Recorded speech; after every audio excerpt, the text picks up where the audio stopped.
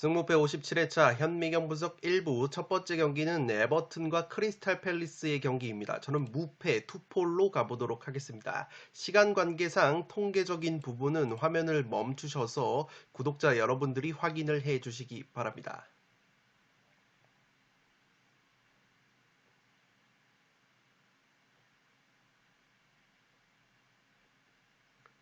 살롱 코멘트로 바로 정리를 해드리면 전술 상성적으로 원정팀 크리스탈 팰리스가 할만한 경기라고 생각이 됩니다. 에버튼 같은 경우에는 이번 경기가 홈 경기이고 크리스탈 팰리스는 반드시 잡아야 하는 중하위권 경쟁 상대이기 때문에 기본적으로 압박 기조가 있는 팀인 만큼 에버튼이 홈에서 적극적인 압박을 가져갈 가능성이 있어 보입니다.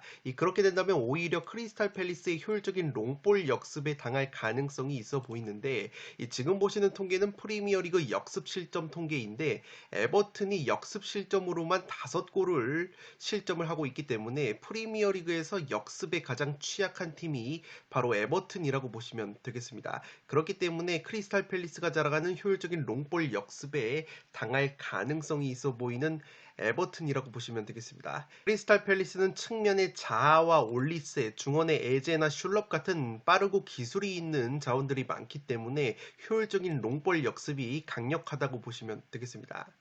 에버튼 같은 경우에는 올 시즌 최전방 골 결정력이 상당히 약점으로 꼽히는데 실제 공격 지표 면에서 크리스탈 팰리스와 비교를 했을 때 오픈 플레이 기대 득점이 에버튼이 7.78골, 크리스탈 팰리스가 7.2골인데 실제 득점은 크리스탈 팰리스가 8골로 6골을 넣은 에버튼보다 근소하게 많은 득점을 하고 있다고 보시면 되겠습니다. 이 세트피스 역시 에버튼이 기대 득점은 3.33골로 높지만 이 크리스탈 팰리스가 3득점을 한 것에 비해서 에버튼은 세트피스 득점이 한 골에 그치고 있기 때문에 양 팀의 골 결정력을 비교해 봤을 때도 근소하게 크리스탈 팰리스가 우위라고 보시면 되겠습니다. 에버튼의 핵심 공격자원들의 컨디션이 최근에 떨어져 있는 반면에 크리스탈 팰리스는 에이스 윌프리드 자아 선수가 직전 울버햄튼전에서 오랜만에 득점포를 가동을 했고 다른 공격자원들 역시 컨디션이 나쁘지 않다고 보시면 되겠습니다.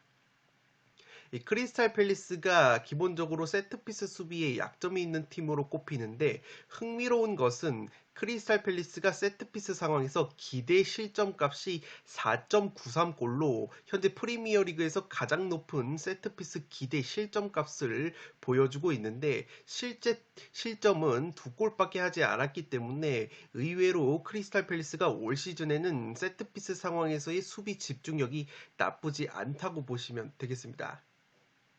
반대로 에버튼은 세트피스 공격력이 앞서 말씀을 드린 것처럼 기대 득점값이 3.33골이나 되는데 실제 세트피스 득점이 딱 한 골에 그치고 있기 때문에 크리스탈 팰리스를 의외로 세트피스로 공략하는데 어려움이 있지 않을까 싶습니다. 따라서 크리스탈 팰리스의 역습 공격력과 공격자들의 컨디션 우세 그리고 세트피스 상황에서 나름대로 선방하고 있는 수비력까지 고려한다면 크리스탈 팰리스가 쉽게 패할 것 같지 않은 매치라고 보시면 되겠습니다. 다만 크리스탈 팰리스 같은 경우에는 올 시즌 원정에서 아직까지 승리가 없고 에버튼 원정에서도 최근 모든 대회 7경기째 승리가 없었을 정도로 에버튼 원정에서 유독 약한 면모가 있었습니다. 에버튼이 여전히 픽포드 골키퍼를 필두로 한 3백 수비 조직력이 나쁘지 않고 양팀이 올 시즌 조금의 무자비 면모까지 있기 때문에 이 무승부 정도는 충분히 바치면서 과감하게 크리스탈 팰리스 사이드를 노려볼 만한 매치라고 생각이 됩니다. 패턴적으로도 올 시즌 리그 2연승이 없었던 크리스탈 팰리스이기 때문에 충분히 무승부 정도는 나올 수 있다는 점에서 1번 경기는 무패 투폴로 가보도록 하겠습니다. 이번 경기는 바야돌리드와 소시에다드의 경기인데 무패 투폴로 가보도록 하겠습니다.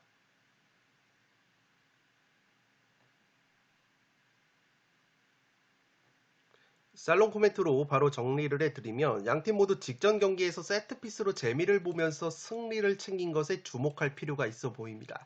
이 바야돌리드가 셀타비고를 상대로 세트피스로만 2골을 뽑아내면서 4대1 대승을 거뒀는데 이것이 의미가 있는 것이 셀타비고라는 팀이 올 시즌 라리가에서 세트피스 수비가 굉장히 좋은 팀 중에 하나였는데 그러한 셀타비고를 상대로 세트피스로만 두 골을 뽑아냈다는 것은 바야돌리드의 세트피스 공격력이 상당히 경쟁력을 갖는다고 보시면 되겠습니다. 마찬가지로 소시에다드 역시 직접 마요르카를 상대로 코너킥으로 결승골을 넣으면서 1대0 승리를 거뒀습니다.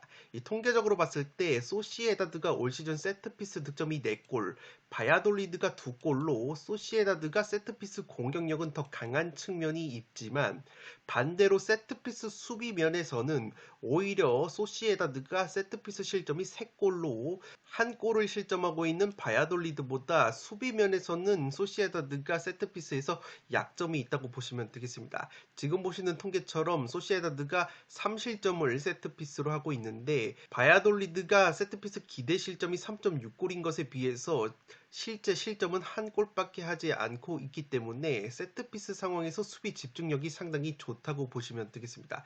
따라서 양팀 모두 세트피스로 재미를 볼 수 있는 경기라고 생각이 되고 지금 보시는 통계는 라리가 압박 통계인데 소시에다드가 라리가에서 가장 빡센 전방 압박을 펼치는 팀이라고 보시면 되겠고 바야돌리드 역시 의외로 전방 압박 기조가 굉장히 강한 팀이라고 보시면 되겠습니다. 이 바야돌리드가 직전에 4대1로 대파를 했었던 셀타비고 또한 압박이 강력한 팀이었다는 점에서 바야돌리드가 압박이 강한 소시에다드를 상대로도 좋은 경기력을 보여줄 수 있지 않을까라는 생각이 들고 있습니다. 물론 바야돌리드도 압박을 가하다가 셀타비고전 역습에 실점을 했듯이 소시에다드의 역습에 실점을 할 가능성이 충분하다고 보여지기 때문에 역시나 소시에다드 쪽이 승리 가능성이 더 높아 보이지만 최근에 소시에다드의 연승이 너무나도 길다는 점과 직접 마요르카전에서도 이 소시에다드가 다소 고전을 했던 경기 내용이 있었고 최근에 유로파리그 병행에 따른 3, 4일 간격으로 7경기를 치르는 강행군 일정을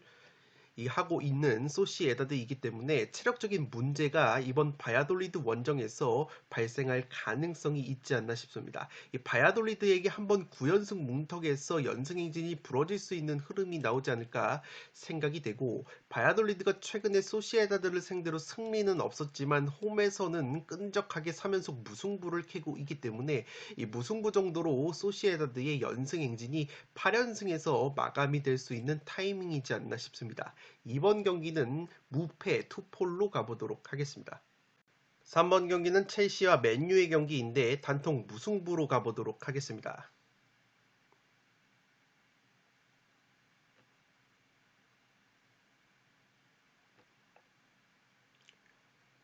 살롱 코멘트로 바로 정리를 해드리면 직전 브렌트포드전에서 첼시가 측면이 허물어지면서 실점 기회를 여러 차례 허용을 했다고 보시면 되겠습니다. 지금 보시는 장면이 브렌트포드 원정에서 오른쪽 측면이 공략을 당하면서 아이반 토니 선수에게 헤딩을 허용하는 장면인데 첼시가 최근에 측면 수비가 헐거워진 부분이 있습니다. 특히나 첼시의 핵심 오른쪽 윙백 리스 제임스 선수가 최근에 부상으로 빠지면서 측면 공격력과 더불어서 수비력이 조금은 떨어져 있는 첼시라고 보시면 되겠고 이 첼시가 브랜트포드의 전방 압박에도 상당히 고전한 모습이 있었습니다. 최근 맨유가 측면의 안토니, 산초, 측면 수비 달롯 같은 선수들의 측면 공격력이 나쁘지 않은 상황이고 테나흐 감독 체제에서 맨유가 조직적인 압박도 가능해졌기 때문에 이 첼시가 상당히 고전할 수 있는 흐름이 나오지 않을까 생각을 하고 있습니다. 특히 현재 맨유가 미드필더 카세미루 선수가 서서히 주전으로 기용이 되면서 카세미루와 에릭센 혹은 카세미루와 프레드 이 브라질 중원 조합이 안정감이 생기고 있다고 보시면 되겠습니다. 이 첼시 같은 경우에는 캉테 선수가 부상으로 이 장기 부상을 당하고 있기 때문에 이 미드필더 조르지뉴 선수와 코바치치 선수가 중원을 담당하고 있다고 보시면 되겠습니다. 특히나 이 조르지뉴라는 미드필더가 상대가 거세게 압박을 가해왔을 때 탈압박이 되지 않는 약점이 있기 때문에 최근에 맨유의 압박 조직력이 살아있다는 점에서 맨유의 압박에 이 조르지뉴 선수가 상당히 고전할 수도 있는 흐름이 나오지 않을까 싶습니다.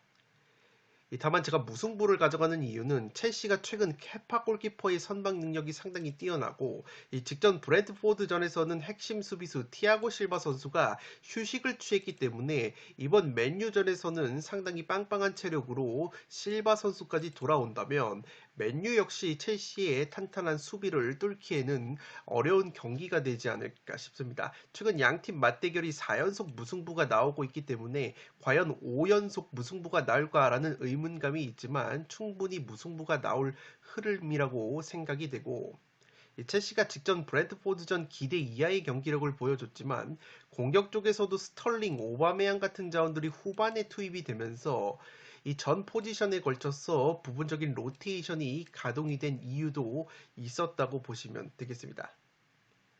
한 가지 우려스러운 것은 제가 맨유의 승리를 가져가려다가 항상 맨유라는 팀이 승리의 기운이 느껴지는 경기에서는 뒤통수를 치는 경향이 있기 때문에 충분히 맨유가 청개구리다운 면모를 또다시 보여줄 것이라고 생각이 됐고 양팀 세트피스 공격력이 첼시가 세트피스 득점이 3골인 반면에 맨유가 아직까지 세트피스에서 득점이 없기 때문에 세트피스 상황에서도 첼시가 충분히 경쟁력을 가질 만한 매치라고 보시면 되겠습니다. 맨유의 중원 퀄리티와 측면 자원들의 컨디션을 고려하면 맨유 역시 쉽게 패할 것 같지 않은 경기이고 맨유 역시 최근에 중앙 수비 조합이 바란 선수와 리산드로 선수가 좋은 호흡을 보여주고 있기 때문에 현재 첼시의 공격력으로도 맨유의 수비를 뚫기에는 버거운 경기이지 않나 싶습니다. 또한 맨유가 직전 토트넘전에서 보여줬듯이 상대 전적에서 앞서는 팀을 상대로는 강한 면모를 보여주기 때문에 최근에 첼시를 상대로 상대 전적에 우위가 있다는 점에서 첼시 원정에서도 쉽게 패하지 않는 저력을 보여줄 것으로 생각을 하고 있습니다. 그러나 첼시전에서는 토트넘전만큼의 경기력이 나오지 않을 가능성이 있는 맨유라고 보시면 되겠는데 그 이유가 토트넘 같은 경우에는 강팀을 상대로 상당히 수비 라인을 내려버리기 때문에 이 맨유의 압박이 잘 통했던 부분이 있지만 첼시라는 팀은 포터 감독 체제에서 굉장히 압박을 가져가면서 호전적으로 덤비는 스타일이기 때문에 토트넘전만큼의 맨유의 압박이 통하지 않는다면 이 경기는 팽팽한 무승부 쪽이 가능성이 있지 않을까 생각을 하고 있습니다. 3번 경기는 과감하게 단통 무승부로 가보도록 하겠습니다. 4번 경기는 발렌시아와 마요르카의 경기인데 승패로 가르면서 이변까지 노려보도록 하겠습니다.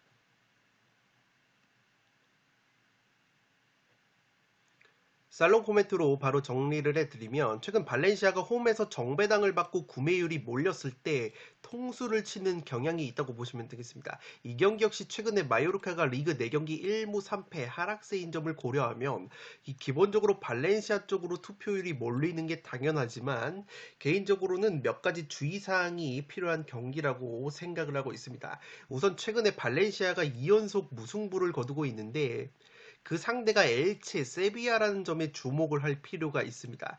특히 발렌시아가 엘체, 세비야전에서 노출했던 수비적인 약점이 상대의 측면 크로스 패턴 그리고 세트피스 공격에 수비적인 약점을 노출을 했다고 보시면 되겠습니다. 마요르카의 경우에는 엘체 세비야와 비슷한 수준의 세트피스 공격력을 보여주면서 동시에 장신 공격수 무리키를 향한 크로스 패턴을 자주 시도하는 팀이기 때문에 최근에 발렌시아가 엘체 세비야를 상대로 노출을 했었던 세트피스 수비와 측면 수비를 또다시 마요르카가 공략할 수 있는 가능성이 있지 않을까 싶습니다. 지금 보시는 통계는 세트피스 득점 통계인데 발렌시아 역시 세트피스 득점이 5골로 라리가에서 가장 좋은 팀인데 엘체, 마요르카, 세비야가 각각 2골씩 세트피스로 넣고 있기 때문에 이 세 팀의 세트피스 공격력이 상당히 비슷한 수준이라는 점에서 엘체, 세비야의 세트피스 공격에 고전했었던 발렌시아가 충분히 마요르카의 세트피스에도 고전을 할 수 있는 가능성이 있지 않을까 싶습니다. 지금 보시는 통계는 세트피스 실점 통계인데 발렌시아가 세트피스 공격력은 좋지만 실점이 무려 4골로 세트피스 실점도 많은 팀이고 마찬가지로 마요르카도 세트피스 실점이 3골이기 때문에 양팀 모두 세트피스로 득점을 할 가능성이 상당히 높지 않나 싶습니다. 이 마요르카 같은 경우에는 최근에 발렌시아가 상대를 했었던 엘체, 세비야보다 올 시즌 수비력이 더 좋은 팀이라고 보시면 되겠고, 특히 탄탄한 3백 수비와 더불어서 마요르카의 골키퍼 라이코비치 선수가 최근에 좋은 선방을 기록을 하고 있다고 보시면 되겠습니다. 물론 발렌시아의 마마르다시빌리라는 골키퍼 역시 이 상위권의 지표를 보여주고 있지만, 라이코비치라는 마요르카의 골키퍼 역시 선방 지표가 굉장히 좋기 때문에 마요르카의 탄탄한 수비벽에 막힐 가능성이 있는 발렌시아라고 보시면 되겠습니다. 최근에 마요르카가 4경기 1무 3패로 굉장히 흐름이 좋지 못한데, 그래도 이 3패를 당한 팀이 바르셀로나, 소시에다드, 세비야 같이 체급이 높은 강팀들이었다고 보시면 되겠고, 이 세 팀을 상대로 모두 0대1 한 골차 석패를 당했기 때문에 이 경기력만큼은 상당히 끈적한 모습을 보여줬다고 보시면 되겠습니다. 그리고 마요르카가 최근에 장신 공격수 무리키 선수가 퇴장 징계로 2경기가 결장이 됐었는데, 이번 경기는 복귀가 가능하다는 점에서 무리키 선수 특유의 뚝배기 헤딩 한 방이 살아날 수 있는 마요르카라고 보시면 되겠습니다. 이 무리키가 없는 상황에서 헤타페 출신의 백업 공격수 앙헬 로드리게스 선수가 출전을 했는데, 이 앙헬 선수가 상당히 가능성을 보여줬다고 보시면 되겠습니다. 아무래도 무리키가 최전방에 들어왔을 때는 측면에서의 단순한 크로스 패턴에 의존을 했었던 마요르카였지만, 앙헬 선수가 전방에 들어오면서 상당히 유기적인 패스 게임을 전개를 했다고 보시면 되기 때문에 마요르카가 무리키 선수뿐만 아니라 앙헬 선수를 투톱으로 기용을 한다거나 백업으로 활용을 하면서 보다 다양한 공격적인 루트를 가져갈 수 있지 않을까 생각을 하고 있습니다.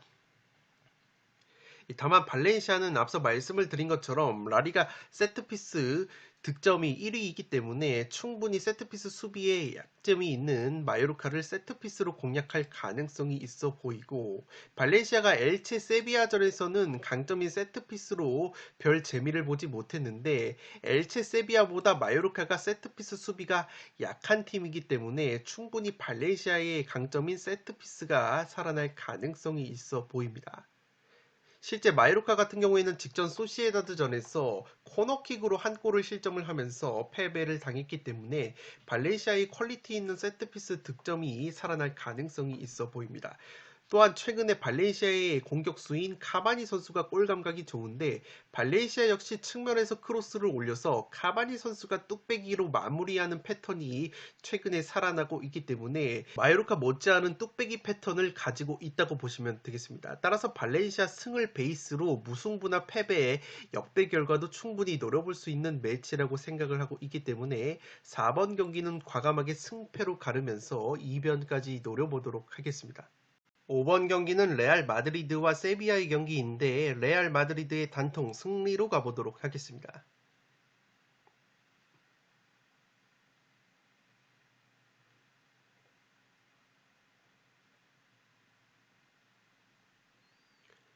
살롱 코멘트로 바로 정리를 해드리면, 세비야의 측면 수비가 레알이 퀄리티 있는 측면 공격을 버텨내기에는 힘들지 않을까 싶습니다. 직전 발렌시아전에서 세비야가 발렌시아의 측면 공격이 상당히 애를 먹었고, 선제 실점 역시 측면에서 크로스가 올라와서 카바니 선수에게 헤딩으로 실점을 했다고 보시면 되겠습니다. 레알 같은 경우에는 단순 측면에서의 크로스 횟수는 적은 팀이지만 원체 측면에 비니시우스나 발베르데, 호드리고 같은 선수들의 컨디션이 굉장히 좋은 상황이고, 최전방 공격수 벤제마 선수 역시 발롱도르 수상 이후에 직전 엘체전에서 자축볼을 터뜨린 만큼 최근 세비야 킬러다운 면모를 벤제마 선수가 또다시 보여줄 가능성이 있지 않나 싶습니다. 다만 제가 세비야 쪽 이변을 노려보실 분들에게 유의미한 데이터를 말씀을 드리면, 일단 세비야가 최근에 도르트문트 발렌시아를 상대로 이 세트피스로 득점을 만들어냈다고 보시면 되겠습니다. 지금 보시는 통계는 라리가 세트피스 실점 통계인데, 레알 마드리드가 올 시즌 세트피스로만 3골을 실점을 하고 있기 때문에 세트피스 수비가 레알이 그렇게까지 견고하지 않은 모습을 보여주고 있다고 보시면 되겠습니다. 따라서 세비야가 최근에 세트피스 한 방이 살아났다는 점에서 세트피스로 의외로 재미를 볼 수 있는 세비야라고 보시면 되겠고, 세비야가 확실히 산파올리 감독 부임 이후에 이 3백 수비를 병행을 하고 있는데 나름대로 시즌 초반보다는 안정적인 수비가 이루어지고 있다고 보시면 되겠습니다. 무엇보다 세비야의 골키퍼 야신 보누 선수가 직접 발렌시아전에서 페널티킥을 선방을 하면서 최근에 좋은 선방 능력까지 보여주고 있기 때문에 세비야 쪽 이변을 노려보실 분들은 세비야가 최근에 세트피스 공격력이 나쁘지 않고 레알이 세트피스 실점이 꽤 있다는 점과 레알의 주전 골키퍼 크루투아가 여전히 출전 여부가 불투명한 점, 그리고 세비야가 최근에 3백 수비와 골키퍼의 좋은 컨디션으로 인해서 시즌 초반보다 확실히 수비 집중력이 올라오고 있다는 점을 고려를 했을 때 세비야 쪽 이변을 노려보실 분들은 이러한 데이터를 참고를 하시기 바랍니다. 양팀 모두 챔피언스 리그가 주중에 있기 때문에 일정 면에서는 또이또이하다고 보시면 되겠습니다. 5번 경기는 레알의 단통 승리로 가보도록 하겠습니다. 6번 경기는 에스파뇰과 엘체의 경기인데 승패로 가르면서 이변까지 노려보도록 하겠습니다.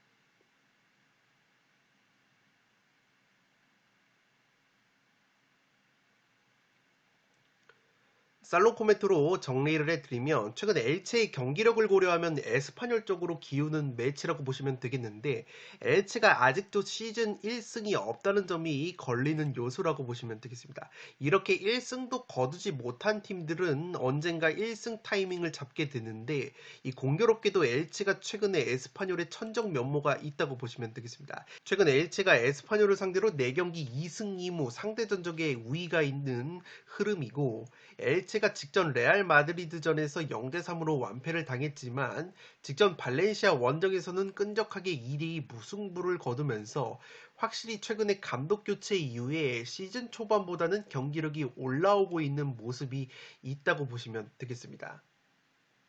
에스파뇰 같은 경우에는 올 시즌 세트피스 실점이 라리가에서 8골로 가장 많은 팀이기 때문에 엘체가 세트피스를 공략할 수 있다면 충분히 득점을 할 수 있는 흐름이 나올 것으로 생각을 하고 있습니다. 엘체가 그래도 올 시즌 세트피스에서 2골을 넣고 있기 때문에 세트피스 공격력이 그렇게까지 약한 팀은 아니라는 점에서 에스파뇰의 약점인 세트피스 수비를 충분히 공략할 수 있는 흐름이 나오지 않을까 싶습니다. 직전 오사수나전에서 에스파뇰이 0대1로 패배를 당했는데 당시에도 오사수나의 코너킥 세트피스 상황에서 이 부디미르 선수에게 헤딩으로 결승골을 헌납한 에스파뇰이기 때문에 엘체가 의외의 세트피스 한 방을 보여줄 수 있다면 시즌 첫 승을 노려볼 수 있는 매치라고 보시면 되겠습니다. 이 감독 교체 이후에 최근에 엘체의 공격수 페레미아라는 선수가 출전 기회를 많이 얻고 있는데 이 선수가 지난 시즌 에스파뇰전에서 2골을 넣었었던 좋은 기억이 있습니다. 이 페레미아라는 선수가 지난 발렌시아 원정에서도 깜짝 2골을 넣으면서 엘체의 2대2 무승부를 이끌었던 선수이기 때문에 에스파뇰 킬러 면모가 있는 이 페레미아 선수까지 활약을 해준다면 엘체가 에스파뇰의 천정 면모가 나오면서 의외의 시즌 첫 승을 가져갈 수 있는 흐름이 나오지 않을까 싶습니다. 물론 여전히 에스파뇰이 주포 공격수 호셀루의 골 결정력, 아르데나 브레이스웨이트 같은 한방이 있는 자원이 있다는 점에서 전력상으로는 에스파뇰이 우세한 경기는 맞다고 보시면 되겠습니다. 다만 제가 그래도 엘체의 승리를 포기하지 못하는 이유는 에스파뇰이 지난 시즌만큼의 홈발을 보여주지 못하고 있고 에스파뇰 역시 리그 10경기에서 무실점 경기가 딱 2경기일 정도로 꾸준하게 실점을 하고 있다는 점에서 수비가 견고하지 않다고 보시면 되겠습니다. 따라서 6번 경기는 과감하게 승패로 가르면서 이변까지 노려보도록 하겠습니다. 현미경 분석 1부 마지막 경기는 7번 경기로 들어온 아스톤 빌라와 브랜트포드의 경기인데 무패로 가보도록 하겠습니다. 이 아스톤 빌라의 제라드 감독이 풀럼 원정 0대3 완패 이후에 경질이 됐기 때문에 아스톤 빌라가 감독 경질 효과가 조금은 있을 수 있다는 점을 참고를 해 주시기 바랍니다.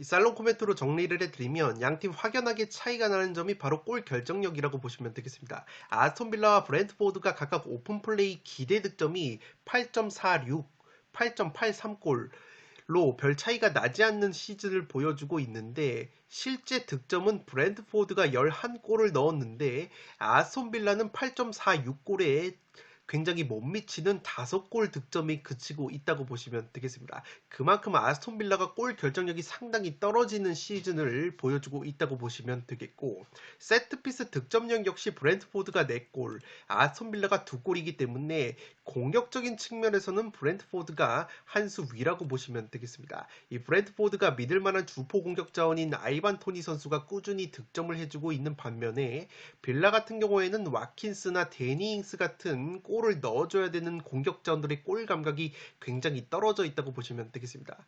이 빌라의 경우에는 수비 역시 상당히 불안한 점이 있는데 특히 세트피스 수비가 실점이 5골로 프리미어리그 공동 2위라고 보시면 되겠습니다. 직전 풀럼전에서도 세트피스로 선제골을 실점을 한 아스톤 빌라이고 여러 차례 세트피스로 실점 위기를 맞이했었던 아스톤 빌라이기 때문에 세트피스 공격력이 상당히 좋은 브랜트포드를 상대로 충분히 세트피스로도 실점을 하는 장면이 나올 것이라 생각을 하고 있습니다. 물론 브래드포드 역시 세트피스 실점이 빌라와 동일한 5골로 많은 팀이지만 이 빌라의 세트피스 공격력보다는 확실히 브랜트포드가 세트피스 공격력이 더 뛰어나기 때문에 세트피스로 재미를 볼 가능성은 브랜트포드가 좀 더 높다고 보시면 되겠습니다. 이 상대전적 면에서도 브랜트포드가 1부 리그 승격 이후에는 빌라를 상대로 1승 1무 패배가 없었다는 점 역시 브랜트포드 쪽으로 근소하게 기우는 요소라고 생각이 됩니다.